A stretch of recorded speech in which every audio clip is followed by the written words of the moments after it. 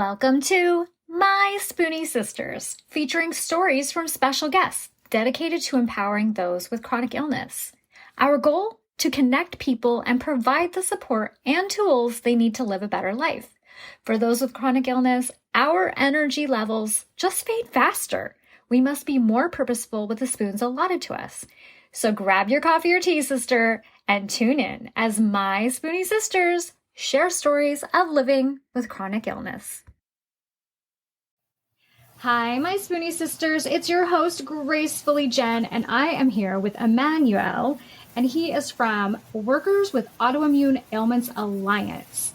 Everyone deserves to work and learn in a safe environment. So welcome to the show, and how are you today? I'm doing great.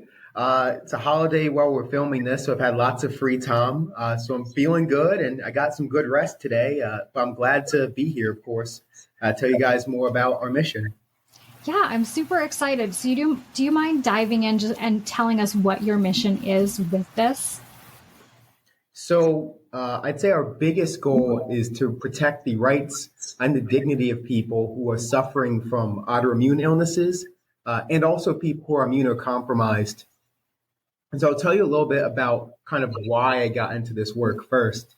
And it's based on not only personal experience, but experiences in my family as well. My mother, way back when I was a little kid, was diagnosed with a disease a lot of people don't know about. It's called complex regional pain syndrome. And this disease is extremely dangerous. It's an autoimmune condition that attacks the nerves in your body. And essentially what it does is it can often cripple people and also make them immunocompromised, and it can hurt them in a million different other ways. It took her years to get a diagnosis, which is something that a lot of Spoonies kind of suffer with. But with her, she almost died when I was in high school as a result of that illness. And so this whole issue really hits very close to me. I saw firsthand how hard it was for her to often get and keep a job as a result of that illness, because she needed so many accommodations that companies unfortunately just don't want to give. And she went to the University of Pennsylvania. She's extremely intelligent, extremely hardworking, but even she just had an extremely hard time in the workplace as a result of this illness. And then I myself suffered from being immunocompromised when I was diagnosed with late stage AIDS in 2022. Obviously, I'm a lot better now. I've been taking medication for a while, but when I was first diagnosed, I was extremely sick, and my boss just kept denying my ability to work from home, even knowing that I had AIDS. And so kind of seeing how cruel so many businesses can be against somebody with this type of illness kind of motivated me to start this organization. And so our mission is twofold. One, we're actually mostly a student group. We protect people on college campuses who are suffering from these illnesses, but to make sure they're able to learn remotely, because that's a big problem for a lot of students. And then also we're trying to pass different laws in different states that essentially expand the right to work from home and to make sure that people are able to gain that protection, because I think that's just key for so many people. If you're able to self-isolate and work from home, that's proven through studies to reduce infection rates by 40 to 60%. So that's kind of why I do this, and that's what we're really fighting for as an organization. And that's a huge percentage rate, right? I mean, that's just crazy. So how long ago did you start this? So I started this last year. It was the day before Juneteenth, actually. It was June 18th, 2023. That's when we started. Back then, it was just we weren't even really doing all of this. We just had a ballot initiative in D.C. For this called the Autoimmune Protection Act. It was just me and my co-founder, who's my girlfriend. It was just two of us kind of out there just collecting, signatures for a petition. And then we pretty quickly figured out that this is something that we can pass as a full-blown law pretty easily. And so we first started working with legislators in D.C., and then we, of course, expanded to other states as well. So how many people have jumped in on this with you now? So our core team now is around 6 people. So we've actually kind of built a decent sized staff for something like this. It's a small team, but I think it's like pretty effective so far, based on what we're trying to do. And then when it comes to our work on college campuses, we have around six campus ambassadors who really help us identify what problems are on college campuses, and then also who help us then kind of create solutions for their campus and really advocate with the people on the staff there to really make it happen. Okay. So in total, we have 12 people. That's wonderful. Are you all located on one campus or multiple campuses? So far we're at James Madison University, American University, and our biggest chapter is at Howard University. For anyone that doesn't know, it's an HBCU, the most successful one actually in DC. And yeah, that's where we've seen really, I'd say, the most help. Probably because a lot of autoimmune diseases hit the Black community more than a lot of other communities. A lot of people may know that lupus impacts Black women at a rate 3 times as high as it impacts everyone else. And so there are a lot of diseases that impact the Black community a lot, also like MS. And so I think that's one of the reasons why Howard has been so responsive to this. And funny enough, the sponsor of our bill in Maryland, which I'll get into probably later, is also from Howard University. So this is an issue that I think really resonates with them, and I'm glad to have the help that I've had from them. That's phenomenal. I love that. So how did your legislative work begin? So our legislative work started, like I said, when it came to that ballot initiative. So we kind of crafted it, and it was called the Autoimmune Protection Act.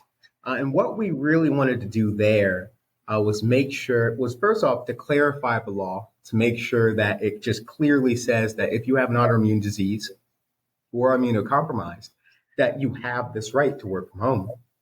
And then on top of that, we also wanted to make sure that people had the ability to wear a mask at their workplace. Believe it or not, we've heard many stories of people being denied the right to even wear a mask in their workplace just because it's been so heavily politicized.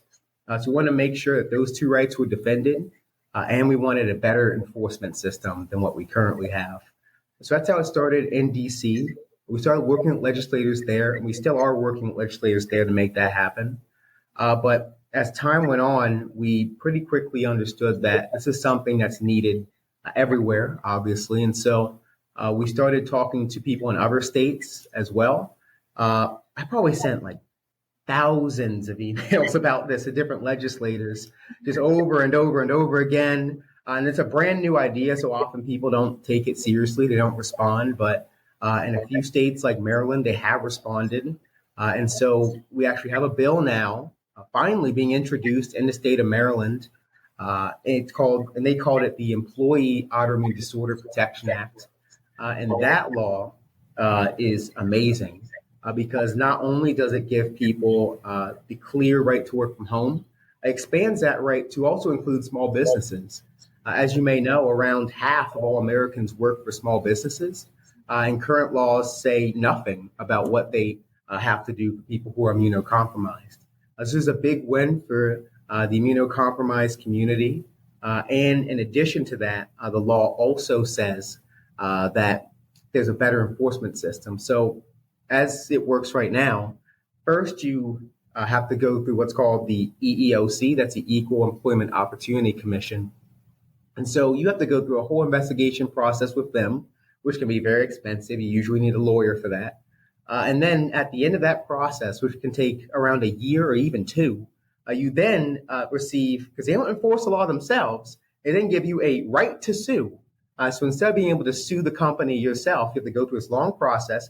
Then you get the right to sue. So once again, you need a lawyer, which is extremely expensive. And then after that, you have to go through the whole legal process where you have to basically argue about whether or not the right to work from home counted as a reasonable accommodation. And then, of course, the company says it wasn't. You have to go back and forth and back and forth. You may or may not win the case. With this law, it clearly clarifies when and when not the right to work from home counts as a reasonable accommodation. And then also the enforcement system, instead of you having to basically go through this middleman before you can actually sue the company. Instead, the labor commissioner themselves investigates it. And if they find that the company violated your rights, they just fine the company. And that takes the burden of enforcement off of the average citizen, which is extremely important because, as you know, people who are chronically ill often don't have the money to go through this long legal process. People with MS, on average, their treatment can cost $50,000 to $90,000 per year. So spending a few extra $1,000s on a lawyer is just completely impossible for most people. And most of the people I've talked to who have gone through this, they don't even try to sue the company because of how much time it takes and because of how much it costs. And so we're very excited about this bill in Maryland, and hopefully we can one day make this a federal law as well. Okay, so is that the direction you want to go next? And how would you go about doing that? So once we get the law passed in at least one state, because I think it's important to go through that process. From there, I mean, I guess I just do the same thing I did with Maryland, just send a whole bunch of emails to legislators who are in Washington, D.C. And since I live at least part-time in D.C., I can even just go visit the office even and talk to them. And so we hope that the kind of momentum that we build from passing this first in the nation law in Maryland will kind of give us the strength to then do it for the federal government as well. So that's kind of our hope so far. Okay, so for those listeners that are not super familiar with doing these kind of things, if they live in a state where they want to see this passed, what would you give them for advice about trying to make this happen? Honestly, I would say contact us. I'd say contact the Workers with Autoimmune Aliments Alliance. We're always looking for more states to expand to. But a lot of times, if you physically live in an area, they're going to take you more seriously than some small organization. And so we definitely want to partner with you. I would give you the same presentation that we gave the legislators to make this happen. But at the end of the day, just in general, when it comes to generating change, I'd say the biggest piece of advice I can give people is to be persistent. You have to talk to probably hundreds of lawmakers before you'll find that one lawmaker who will actually go ahead and be willing to champion your cause. Because oftentimes, if you're not a big corporation with a lot of money, or if you're not some big group that has literally millions of people already on your side, it's going to be really difficult. And so that persistence and that ability to just keep going is going to be the most important thing for you when it comes to this. What are some common challenges faced by workers living with immune system disorders? So I guess I'll back up for a second because I've learned a lot of this in the course of filming a documentary that we're creating called Invisible No More that actually goes through these exact challenges. And really, we're trying to showcase to all of society what these issues are. The number one problem that people have in the workplace is the fact that most businesses have not caught up with the times. They still view working from home as this luxury, as this privilege to give people. And so they don't really understand that this is something that people truly need. So oftentimes, because these illnesses are invisible, because you can't physically see someone, for example, in a wheelchair with a limp, right? Often businesses just don't believe people. There's very little awareness about autoimmune diseases. I've talked to plenty of lawmakers who don't even know what an autoimmune disease is. And so people just struggle a lot with understanding the limitations of people with these illnesses and then believing them. And then that often results in a lot of stigma in their workplace. And so they not only just don't receive the accommodations at all, a lot of times, even if they do receive them, they receive a backlash later on. People just don't take them seriously and think they're just lying. And then not only, their manager, but their own coworkers who should be on their side will often look down on them. So I think that spreading awareness is extremely important because of that. I was talking to one person who simply just kept getting sick over and over again because she was terrified of going and just telling her boss, hey, I need this accommodation, because she knew that she would receive a backlash over it. And people shouldn't have to go through that. They shouldn't have to suffer and silence just because a society as a whole just doesn't understand them. So I'd say it's really the biggest problem that people face. And then because of that problem, because they don't get the accommodations they need, they just get sicker and sicker and sicker. And so eventually they just lose their job because they can't do it anymore, or they just can't handle the pain. One of the biggest problems that people have is fatigue. And just something, not only just the stress of the situation, but also the extreme pain that they feel often just on their way to commute to the job will tire them out and make them less effective at their work and causes performance issues. I think a lot of companies don't understand that their workers would be more effective if they had the ability to work in an environment that's comfortable for them and that's safe for them.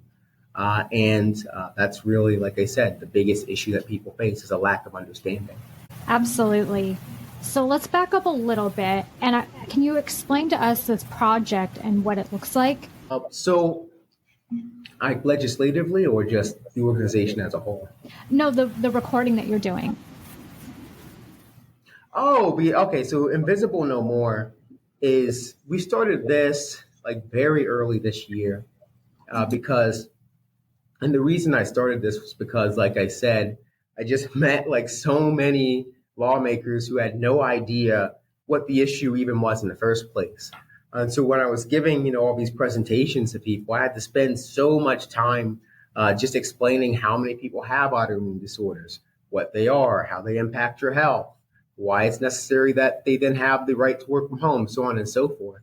And I realized that this ignorance isn't just with the lawmakers, but with society as a whole.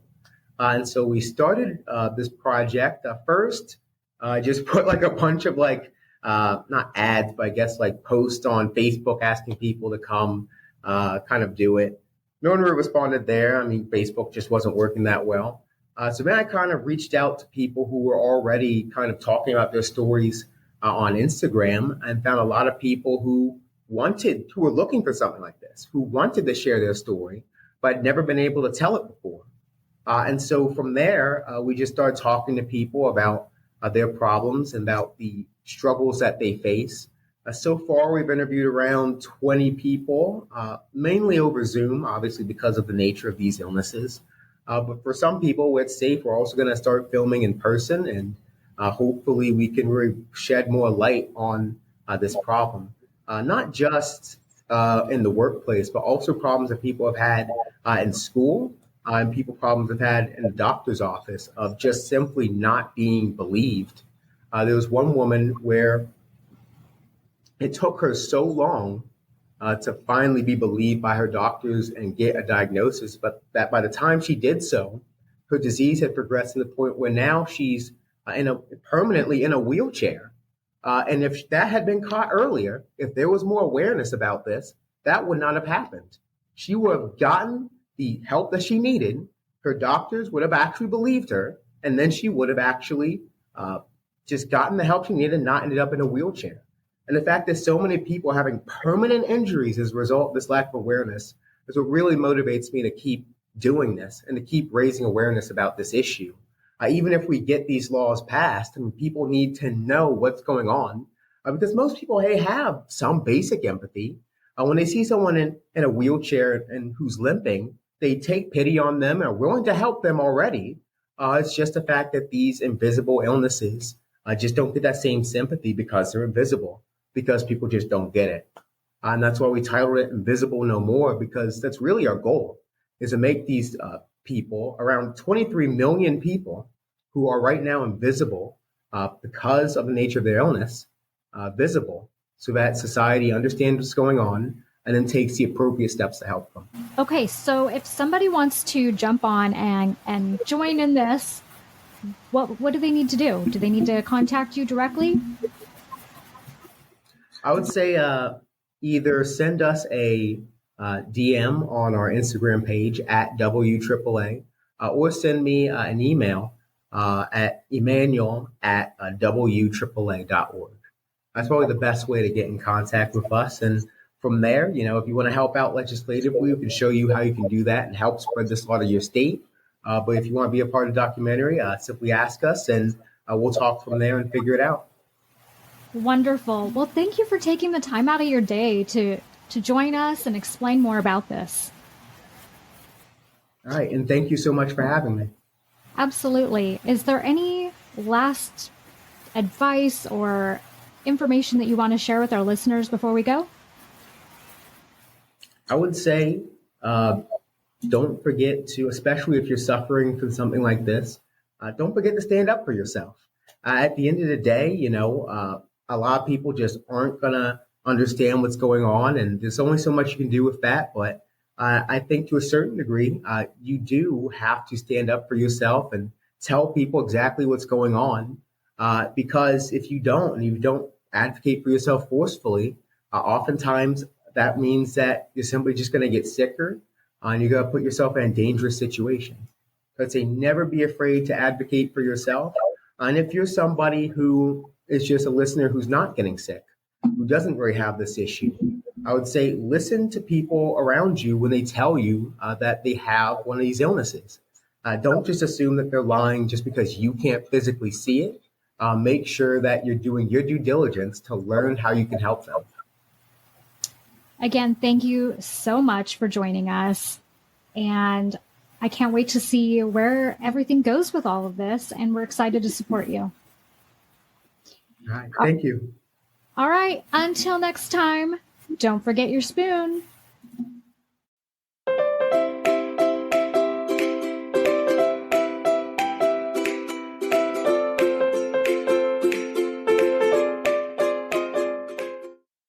The information, opinions, and recommendations presented in this podcast are for general information only. Consult your own physician for any medical issues that you may be having. The information should not be taken as a replacement for medical, clinical, professional advice, diagnoses, or medical intervention. My Spoonie sisters and guests will not be held liable for any of the consequences of such action or inaction.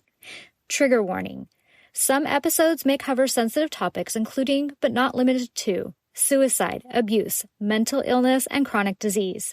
You are advised to refrain from listening if you are likely to be offended or adversely impacted by any of these topics.